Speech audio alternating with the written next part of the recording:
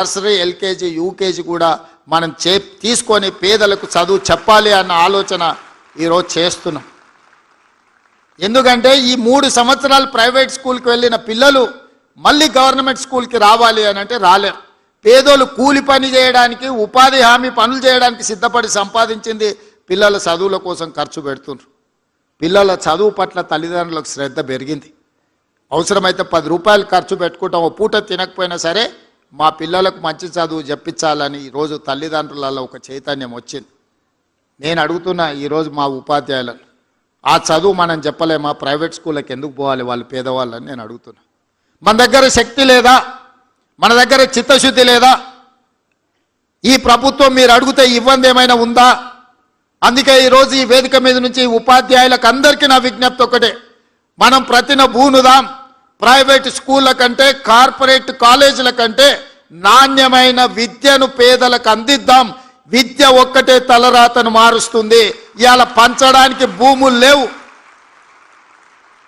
పేదవాడు బాగుపడాలి, పేదవాడు సమాజంలో రాణించాలి అని అంటే విద్య ఒక్కటే ప్రామాణికం. ఇవాళ సిలికాన్ వ్యాలీని మన వాళ్ళు శాసిస్తున్నారంటే ఇంజనీరింగ్ గ్రాడ్యుయేట్స్ మన దగ్గర చదువుకున్నందుకే సిలికాన్ వ్యాలీని మనం ఈరోజు శాసిస్తున్నాం. దానికి కారణం విద్య. అందుకే ప్రపంచ దేశాలలో జరుగుతున్న మార్పులు చేర్పులను అన్నిటిని దృష్టిలో పెట్టుకొని ఈరోజు మనమే ఇక్కడ చదువుకోవడం కాదు, ఇతర దేశాలలో ప్రతి సంవత్సరం 200 మంది టీచర్లను సింగపూర్, సౌత్ కొరియా లాంటి దేశాలకు మిమ్మల్ని పంపించి అక్కడ విద్యను స్టడీ చేయడానికి మీ టీచర్లను విదేశాలకు పంపడానికి ఈరోజు మా ప్రభుత్వం నిర్ణయం తీసుకున్నది. మన కోసం మనం పోటీ పడడం కాదు, మన పక్కలుండే ఊరును చూసి పోటీ కాదు, ప్రపంచ దేశాలతోనే విద్యలో మనం పోటీ పడాలి. ఈరోజు సింగపూర్ లాంటి, సౌత్ కొరియా లాంటి, జపాన్ లాంటి దేశాలు అభివృద్ధి చెందడానికి కారణం ఏంది? ఇవాళ జర్మన్ అభివృద్ధి చెందడానికి కారణం ఏంది? ఈరోజు చైనా అభివృద్ధి చెందడానికి కారణం ఏంది?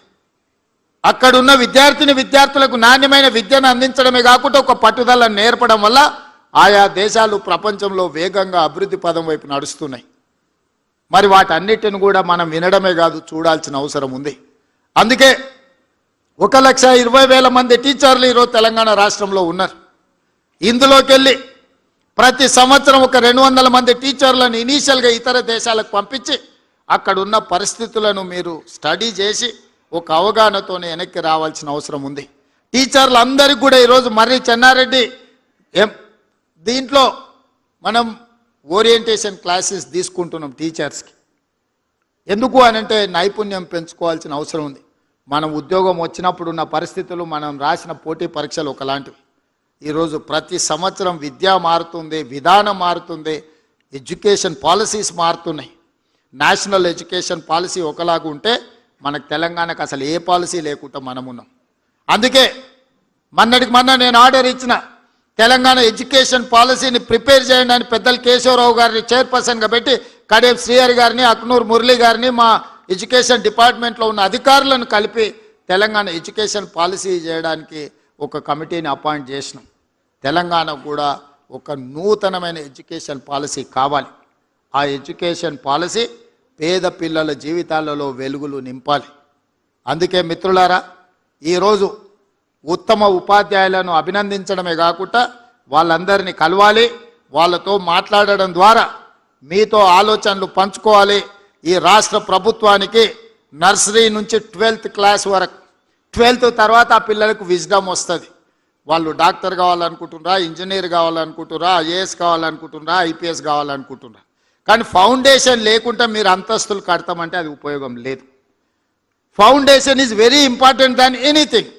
ఆ ఫౌండేషన్ అనేది వేయగలిగింది ఇక్కడున్న ఈ టీచర్లు, ఈ ఉపాధ్యాయులే.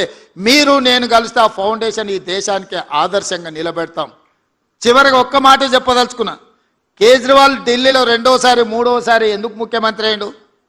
మొదటిసారి ఒక పరిస్థితిలో అయ్యాడు, 2వసారి 3వసారి వారు ముఖ్యమంత్రి కావడానికి ప్రధానమైన కారణం ఆయన విద్యలో తీసుకొచ్చిన సమూలమైన మార్పులు.